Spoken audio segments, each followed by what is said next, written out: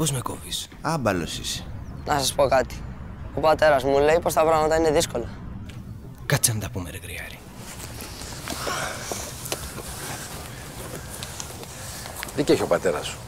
Όμως, μερικές φορές, άλλος το τρώει και ζορίζεται, άλλος το τρώει και δροσίζεται. Έτσι δεν είναι? Έτσι είναι. Το θέμα είναι να ξέρεις πού θέλεις να πας. Γερμανία, Αυστραλία. Και χωρίς να σταματάς ούτε μια στιγμή μέχρι να φτάσεις. Και σήμερα έχουμε σχεδόν φτάσει την Ελλάδα εκεί που πρέπει. Με δωρεάν Wi-Fi, φτώχεια, ανεργία, για σένα. Για όλα τα παιδιά. Για να γίνουν δυσκολίες για το σήμερα που λέει και ο πατέρας σου.